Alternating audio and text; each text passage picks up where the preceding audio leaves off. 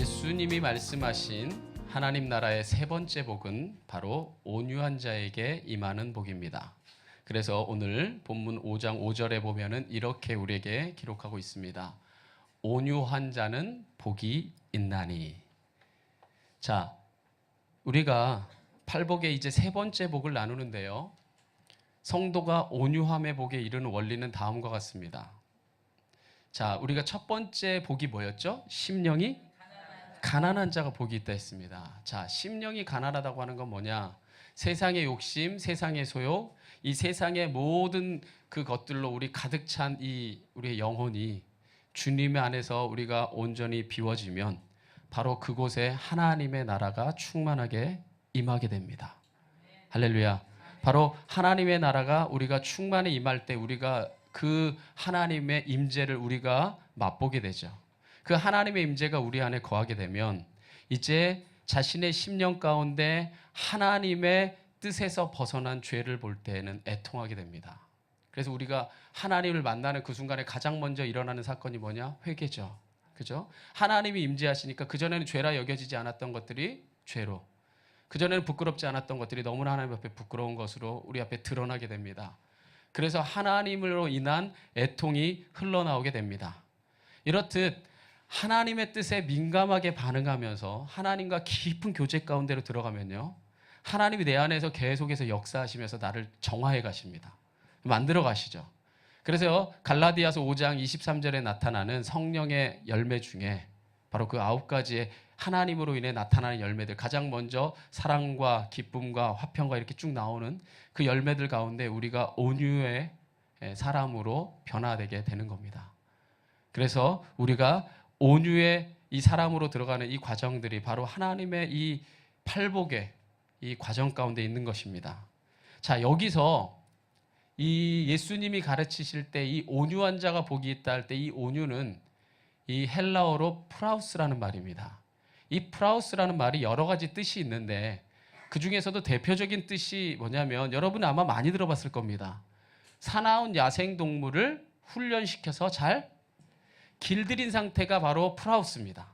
그러니까 여러분 그 들판을 막 헤매는 야생마들을 보면, 우리 영영제가 생각나네. 들판을 막 뛰노는 야생마를 막 보면, 그죠? 막 힘 있고 막 뛰어다니잖아요, 그죠? 어떻게 다 동감하시나 봐요. 근데 이 야생마나 이 야생의 이 동물이 주인의 뜻에 의해서 정말 조련자에 의해서 잘 훈련돼서 길들여진 상태가 바로 온유입니다. 그래서 원래 이 야생동물의 성품은 거칠죠. 그죠? 그러나 그 야생동물을 조련사가 잘 훈련시키면 야생의 힘은 가지고 있지만 절제된, 그리고 힘을 쓸 때 쓸 줄 아는, 그죠? 그래서 품종 자체가 아주 좋은 것들을 잘 조련해서 뭐 경마라든지 이렇게 대회 나가는데 쓰게 되잖아요. 근데 원래 가지고 있는 힘이 좋아야 되죠. 그죠? 원래 비실비실한 사람을 아무리 데려봐야 이게 그 힘이 없지만 그 야생에서 살아남는 그 힘이 있는 자를 이렇게 잘 조련하면은 더 이상 그 힘을 자신을 위해 쓰지 않고 주인을 위해서만 쓰게 됩니다. 그래서 이 온유를 우리가 좀 더 의역하면 이렇게 우리가 설명할 수 있습니다. 주인의 뜻대로 힘을 쓰는 자. 주인이 원하는 대로 가고 주인이 설할 때 설 줄 아는, 그러니까 주인의 뜻대로 행하는 자가 온유한 거죠. 자, 이처럼 온유는 철저하게 주인을 위한 성품이기 때문에 때로는 산들바람처럼 부드럽지만 때로는 거친 폭풍처럼 거셉니다. 왜냐하면 그 힘을 쓰라고 할 때는 어떻게 되는 거죠? 몰아서 그 힘을 쓰는 거죠. 그리고 그치라 할 때는 한없이 부드럽게 그 주인의 말에 순종해서 멈출 줄 아는 겁니다. 그게 진짜 온유한 겁니다. 그런데 많은 사람들이 온유를 생각할 때에 이 온유에 대해서 오해하기를 어떻게 오해하냐면요, 어떤 상황에서도 화를 내지 않고 부드럽게 대하는 것을 온유라고 생각합니다. 우리 보통 성품을 생각할 때 온유를 그렇게 생각하는 경우가 많죠. 그죠? 어떤 상황에서도 화내지 않고 부드럽고 상냥하게 대하는 것이라고 생각합니다. 그래서 온유한 자가 복이 있다라는 구절을 해석할 때 우리는 이렇게 해석하게 되죠. 하나님의 말씀을 통해서 성격을 온순하게 변화시키는 자가 복이 있다. 이렇게 우리가 보통은 오해하기도 합니다. 오역을 하죠. 온유한 자. 보세요. 여러분들이 흔히 생각할 때 온유하다는 게 사람에게 화내지 않고 부드럽고 상냥하게 늘 친절하게 대하는 거라고 우리가 보통 인식에 가지고 있지 않나요?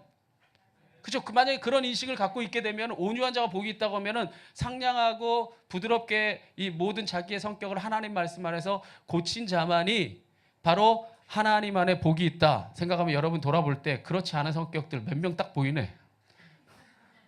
그 사람들은 그러면은 하나님 안에 복이 없는 겁니까? 아니죠.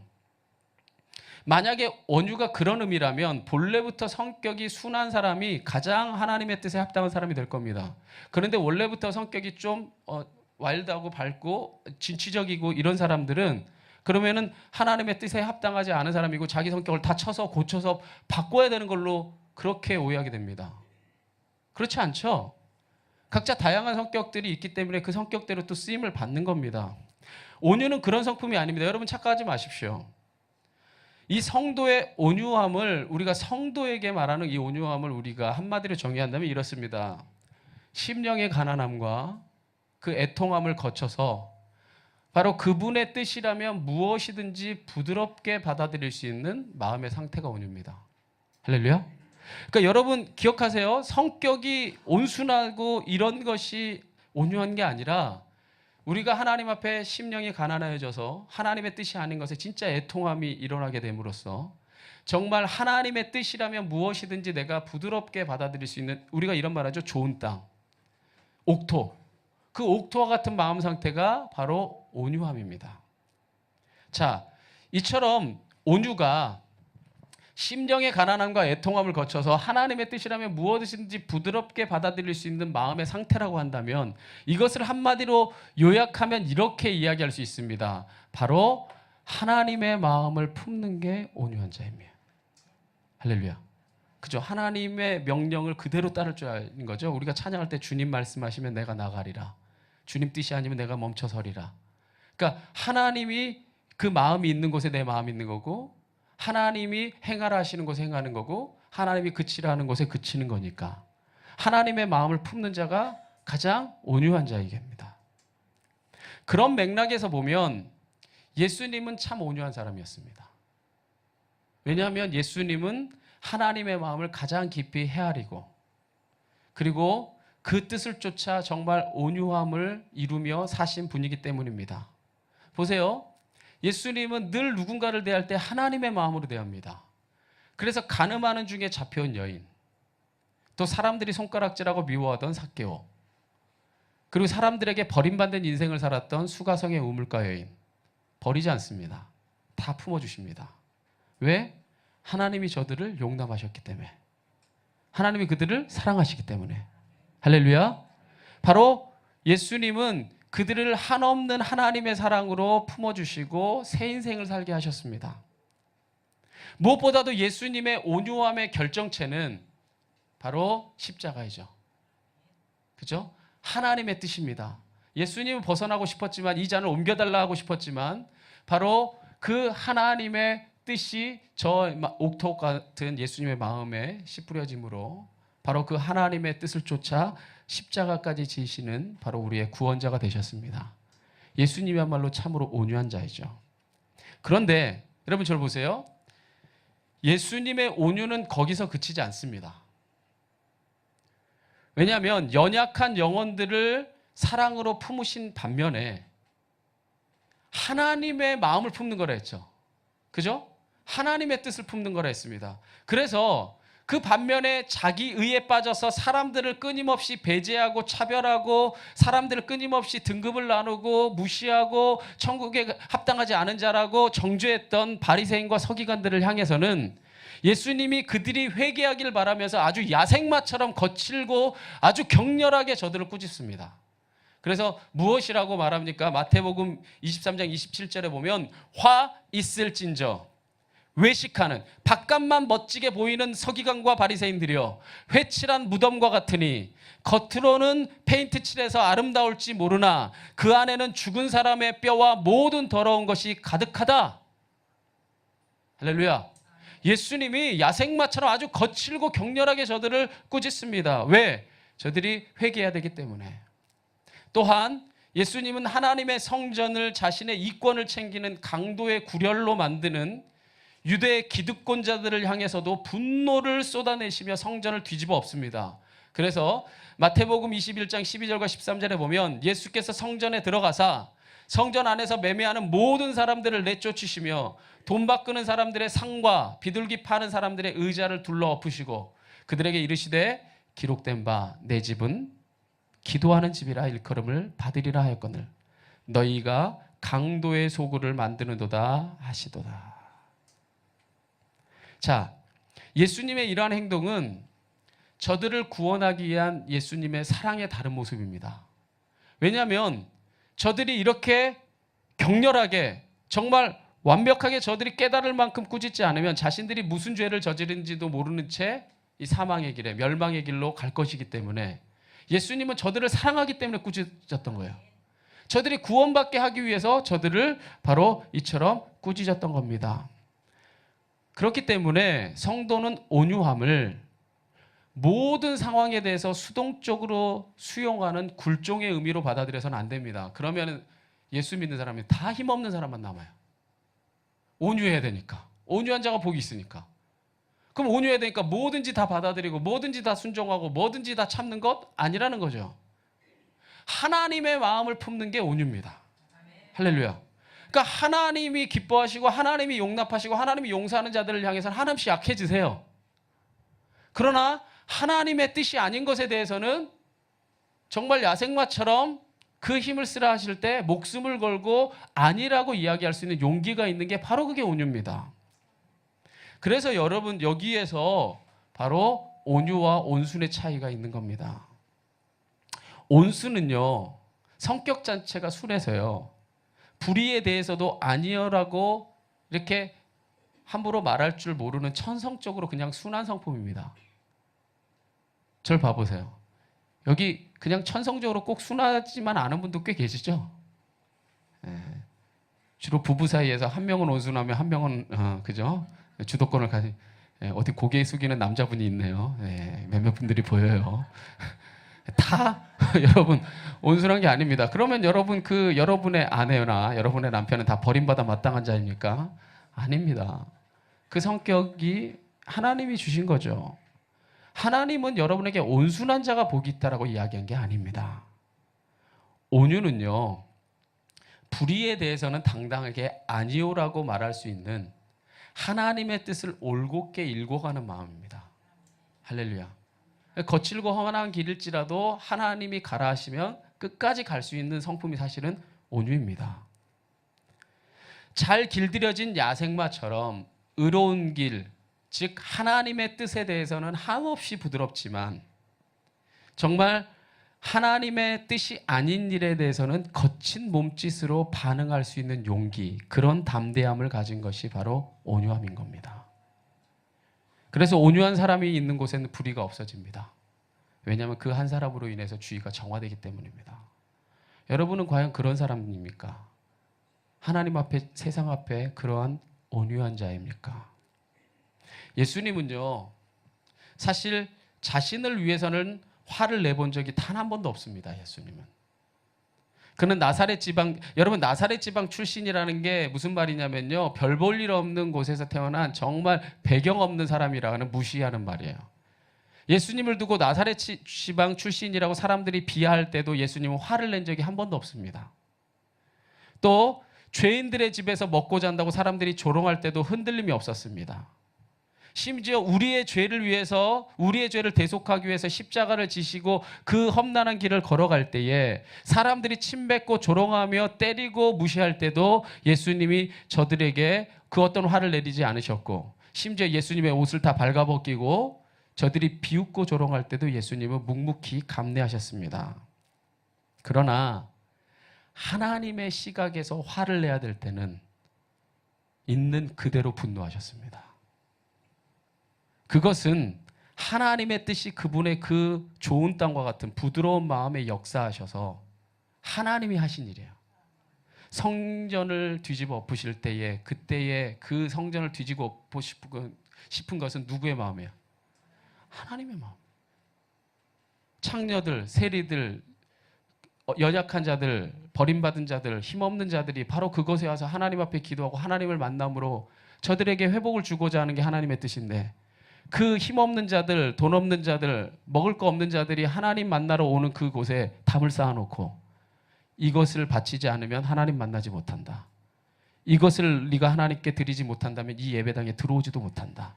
수많은 귤과 벽들을 만들어 놓고 그 누구도 들어오지 못하게 만드는 차별과 그 모든 인간의 성을 쌓는 것들을 하나님은 회파하기 원하셨던 거죠. 그 마음에 예수님이 뛰어드셔서 일하신 겁니다. 바로 그것이 예수님이 우리에게 보이신 온유입니다. 이와 같이 온유한 자의 부드러움은요, 강건한 부드러움입니다. 한번 따라해 봅시다. 강건한 부드러움. 이런 성품을 가지십시오. 이런 성품을 가진 사람이 진짜 온유한 사람입니다. 강하기만 해서는 부러져요. 온유하기만 해서는요, 모든 세상의 불의에 아무 한거를 하지 못합니다. 이 시대에 오늘 크리스찬들 진정으로 요구되는 게 무엇입니까? 이런 강건한 부드러움입니다. 하나님의 뜻에서는 끝까지 아닌 건 아니라 말할 수 있고, 그러나 연약한 자들을 향해서는 한없이 예수님 같은 부드러움을 표할 수 있는 자가 있다면 그야말로 온유한 자인 줄 믿습니다. 오늘 잠깐만 꺼주실까요? 네. 그러한 맥락에서 볼 때 우리 가운데 진짜로 온유한 사람은 누구일까요? 그렇습니다. 예수님이 진정으로 온유한 자이기 때문에 진짜 우리 가운데 온유한 자가 복이 있다고 할 때 온유한 사람은 한번 따라합시다. 예수를 닮은 사람. 그가 바로 온유한 사람입니다. 누군가 정말 예수를 닮아 있다. 그런다면 그 사람이야말로 참으로 온유하다라고 우리가 평가할 만합니다. 그 하나님과 늘 동행하면서 하나님의 임재 안에서 우리가 살아가신 그 예수님이야말로 온유함의 결정체였습니다. 그러므로 우리가 보세요. 온유한 자가 되고자 한다면 그 예수님께 배워야 합니다. 그래서 우리가 성경을 읽는 거예요. 성경을 내가 100번 읽었다 1000번 읽었다 자랑하려고 성경을 읽는 게 아니라 예수님이 어떻게 사셨는가, 예수님이 어떻게 사람을 대하셨는가, 예수님이 어떻게 진리를 대하셨는가, 예수님이 어떻게 이 세상의 불의에 항거하셨는가. 예수님을 보고 배우는 자가 가장 온유한 자입니다. 그래서 예수님이 스스로 이렇게 말씀하셨어요. 나는 마음이 온유하고 겸손하니 나의 멍에를 메고 내게 배워라. 그리하면 너희 마음이 진정으로 쉼을 안식을 얻으리라. 너희가 내게 배워라. 만약에 이 세상에 온유한 자가 넘쳐난다면 정말 멋진 세상이 될 거예요. 약한 자들이 기댈 수 있는 세상이 될 겁니다. 힘없는 자들이 숨 쉴 수 있는 곳이 될 겁니다. 그리고 모든 불의한 자들이 정말 자신을 자각하는 세상이 될 겁니다. 화들짝 놀라는 세상이 될 거예요. 할렐루야. 그런 세상이 우리 주기도문이 그토록 원하시는 하나님의 뜻이 이루어진 세상, 하나님의 나라가 임한 세상이 아니겠습니까? 바로 그런 세상은 온유한 자가 이루어가는 겁니다. 참으로 이 질곡진 삶 속에서 참된 우리가 쉼과 안식을 얻는 비결은 예수님의 온유함을 배우는 데 있습니다. 어두운 이 세상을 보고 야유하기보다는 그 속에 있는 희망의 단초를 보고 기뻐할 수 있는 사람, 투박한 이 갈릴리의 어부의 가슴 속에 숨겨진 그 반석을 볼 수 있는 사람, 모두가 탕렬하고 손가락질하는 그 여인에게서 성녀로 번화될 가능성을 보는 사람. 할렐루야. 자기를 과시하고픈 세상의 욕망과 욕심을 버렸기에 어느 경우에도 호들갑스럽지 않고 묵묵히 순례의 길을 걸어가는 사람. 그분이 바로 예수님이셨고 우리가 그 길을 따라 걸어가는 그리스도인인 것입니다. 할렐루야. 온유한 자가 되십시오. 여러분, 이 가정 안에서나 사회 안에서 정말 여러분이 그 사랑을 나눠야 될 자가 있다면 한없이 부드러운 마음으로 사랑을 나누시고, 정말 하나님의 뜻에 합당하지 않은 것이 있다면 내가 손해보고 불이익을 감수하고서라도 그것은 아니라라고 결연히 이야기할 수 있을 때 이 세상은 하나님이 의도하셨던 그런 세상으로 변화될 것입니다. 할렐루야. 이처럼 온유한 자가 복이 있는 것은 무엇 때문이냐? 예수님이 이렇게 말합니다. 그들이 땅을 기업으로 받을 것임이라. 할렐루야. 바로 온유한 자에게 임하는 복은 땅을 기업으로 받는 것입니다. 성경을 볼 때요, 성경을 통틀어서 어떤 특정인에게 이 사람은 온유하다라고 표현한 사람은 딱 두 사람밖에 없습니다. 성경 전체를 통틀어서 딱 두 사람만이 저가 온유하였다라고 표현합니다. 구약의 한 명, 신약의 한 명. 자, 구약에 있는 사람은 여러분이 알 텐데 아마도 누굴까요? 예, 모세입니다. 예. 저의 온유함이 모든 지면에 있는 사람보다 승하였다라고 민수기 12장 3절에 그 온유함이란 단어를 구체적으로 써서 설명하는 사람은 모세입니다. 그리고 신약에는 우리가 봤던 예수님입니다. 내가 온유하다라고 얘기할 때 한 인간을 두고 하나님이 스스로 평가하신 분은 바로 이 두 사람입니다. 자, 그런데 이 두 사람은 공교롭게도 이 세상에서 자기 땅이 한 평도 없었던 사람들입니다. 주여 아버지 굉장히 불쌍한가 봐요. 주여 아버지 한탄이 나오네요.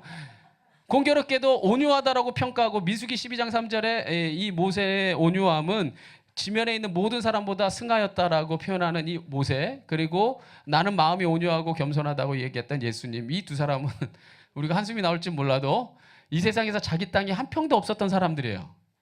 근데 온유한 자는 복이 있나니 그들이 땅을 기업으로 받을 것이다, 이렇게 예수님은 말씀하셨단 말이죠. 자, 왜 이들이 땅이 한 평도 없었습니까? 보세요. 모세는 가나안 땅에 입성하기 전까지 무려 40년 동안을 광야에서 배회하다가 이스라엘 백성을 인도하다가 모산에서 여리고 땅을 보고 가나안 땅을 보고 바로 그곳에서 죽음으로 광야에서 죽었어요. 속된 말로 객사. 그죠? 그러니까 광야를 40년 동안 헤매다가 광야에서 죽었으니 자기 땅 한 평 없이 죽은 존재가 되었고, 예수님은 두말할 필요도 없잖아요. 십자가에 못 박혀 죽으셨을 뿐 아니라 그나마 땅 한 평 얻어서 그냥 무덤이라도 있을 뻔했는데 3일 만에 부활하셔서 무덤도 없어요. 그러니까 예수님이야말로 이 세상이 말하는 땅이 한 평도 없는 분이죠. 그렇다면 왜 성경은 예수님은 스스로 온유한 자가 땅을 기업으로 받는다고 했을까? 이 본문에서 이 땅이라고 번역한 이 말은 헬라어로 개입니다. 개.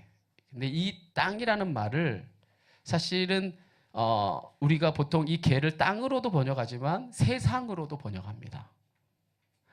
그런 맥락에서 보면 주님께서 온유한 자가 땅을 기업으로 얻는다고 한 말을 우리는 이렇게도 바꿔 쓸 수 있습니다. 무엇이냐? 바로 세상을 기업으로 얻는다. 이렇게 이 말을 우리가 바꿔 쓸 수 있습니다. 저는 이 말이 본문에 더 적절하다고 생각합니다. 온유한 자는 우리가 흔히 오해하듯이 우리를 땅 부자가 되게 하는 게 아닙니다. 사실은요, 이 땅이 탐욕의 상징입니다. 그래서 사실 이 미국에서 하버드와 프린스턴을 졸업하고 아주 석학으로서 미국에서도 촉망받던 그 대천덕 신부님이 우리나라에 오셔가지고 예수원에서 평생을 한국을 섬기면서 이게 돌아가셨죠. 예. 그런데 그분이 이 죽을 때까지 그 하버드와 프린스턴에서 연구하고 우리 수많은 책으로도 남겨놓은 그분의 그 평생의 업적이 뭐냐면요, 예수님을 믿는 공동체도 만들지만 이 땅을 하나님께로 되돌리는 운동이었습니다. 희년에. 그래야지 모든 세상의 가난한 자들이 구원받을 수 있다는 거였어요.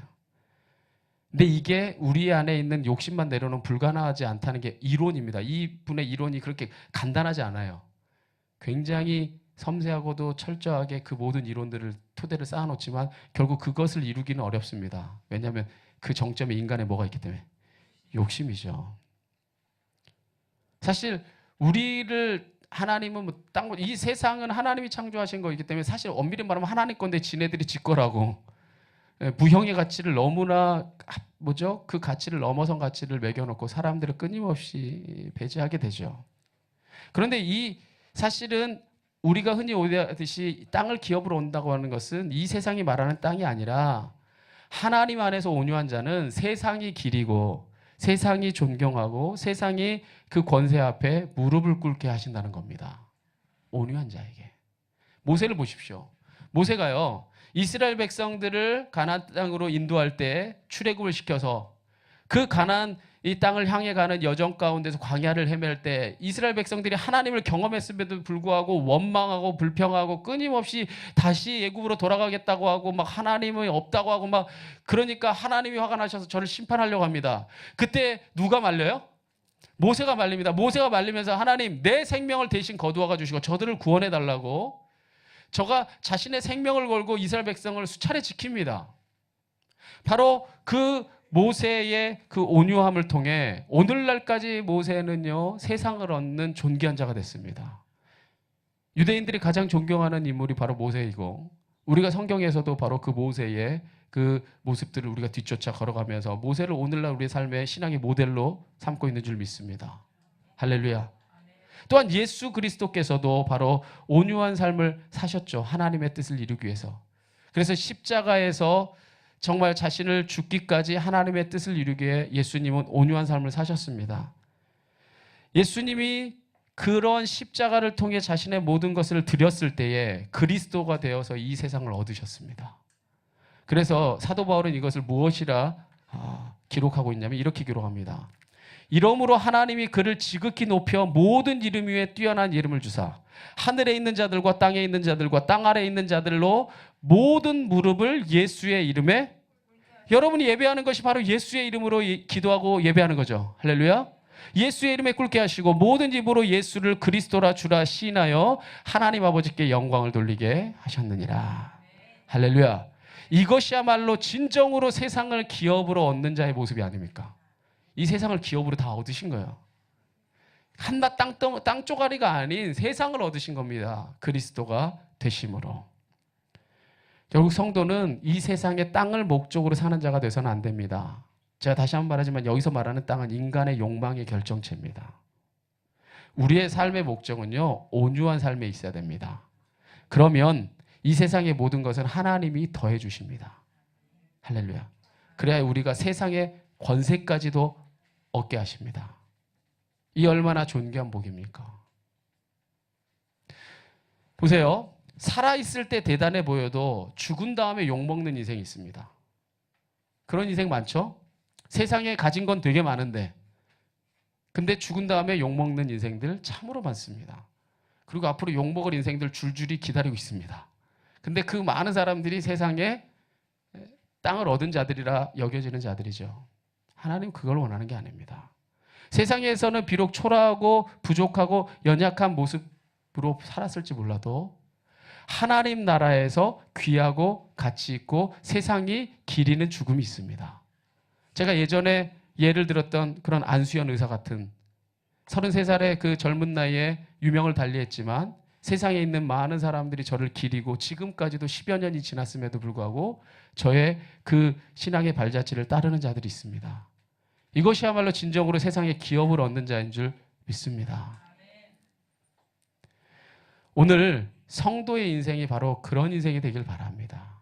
마지막으로 온유한 자는 복이 있나니 땅을 기업으로 얻는다고 할 때 그 땅이 과연 세상을 얻는 것일 뿐 아니라 또 우리에게 또 하나 어떤 의미로 다가올 수 있느냐, 바로 이것입니다. 하나님 나라의 땅에 대한 약속입니다. 이 세상에 죽으면 아무짝에 쓸모없어질 세상의 땅을 기업으로 얻는 것 아니라 하나님 나라의 영원한 땅, 영원한 나라를 우리가 기업으로 얻는 자가 된다는 약속입니다. 그렇습니다. 누구보다 하나님 나라에 합당한 사람은 온유한 사람입니다. 왜냐하면 저가 예수를 닮은 사람이기 때문입니다. 하나님의 나라를 유업으로 얻고 싶습니까? 아멘 해봅시다. 하나님의 나라를 유업으로 얻고자 하십니까? 그렇다면 이 세상에서 외면받는 자들을 예수님처럼 무한한 온유함으로 품는 자가 되십시오. 장애를 안고 살아가는 이들의 손발이 되어주시고 말 못하는 이들의 입이 되어주고 보지 못하는 이들의 눈이 되어주며 우리가 그럴 힘이 때론 없다면 그들 곁에 머물면서 그들의 기막힌 사연이라도 우리가 들어줄 수 있는 귀를 갖는 것, 그게 진정으로 우리가 하나님 앞에 하나님 나라를 얻는 길입니다. 나만 잘 먹고 잘 사는 거 그거 온유한 게 아닙니다. 내게 있는 그 어떤 것을 나눌 수 있는 사람, 그 사람이 진정 예수님을 닮은 사람이고 온유한 사람입니다.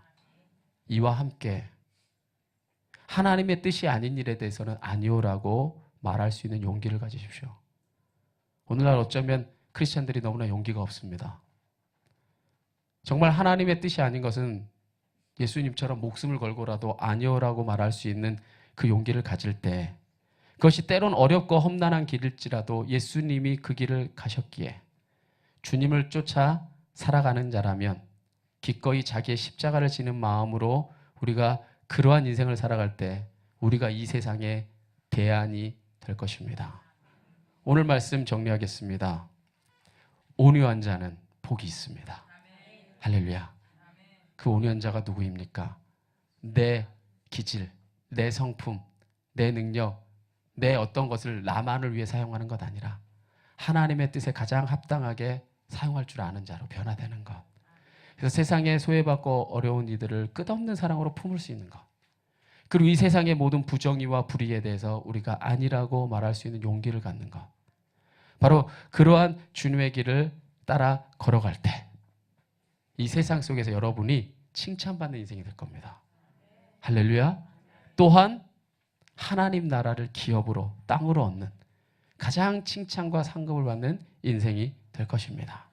우리 그러한 신앙의 고백을 마음으로 담아서 우리 5장 5절의 말씀을 우리 다시 한번 함께 고백해 보겠습니다. 시작. 온유한 자는 복이 있나니 그들이 땅을 기업으로 받을 것이며. 아멘.